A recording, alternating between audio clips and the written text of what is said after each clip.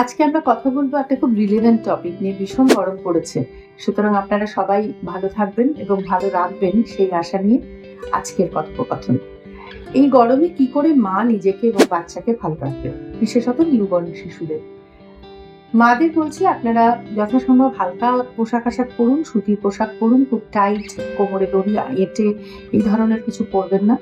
জামা কাপড় দিনে অন্তত 2বার বা 3বার পাল্টান, কারণ ব্রেস্ট ফিডিং করা অবস্থায় গরমে একটা আষ্টে গন্ধ হয় জামা কাপড়ে।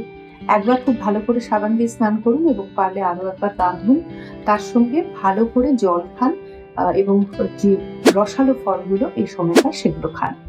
বাচ্চাদের ক্ষেত্রে বলি, বাচ্চাকে খুব গরম জায়গায় রাখবেন না, বাচ্চাকেও খুব হালকা জামা কাপড় পরান।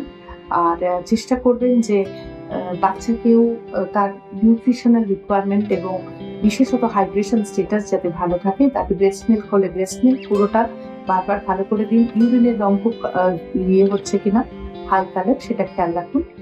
আর বাচ্চা যদি আরেকটু বড় হয়ে যায়, তাকে ইভিনিং ফুডের সঙ্গে পর্যাপ্ত পরিমাণ জল দিন। বাচ্চাকেও স্নান করান এবং সপ্তাহে অন্তত একবার শ্যাম্পু করান।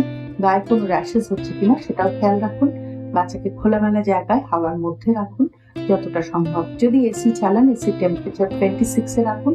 আর ডিরেক্ট ভেন্ট থেকে বাচ্চাকে দূরে রাখুন। দরকার হলে একটা নরম সুতির কাপড় বা ধুতি দিয়ে বাচ্চার মশারিটাকে হালকা কভার করে দিন। ভালো থাকুন, ভালো রাখুন।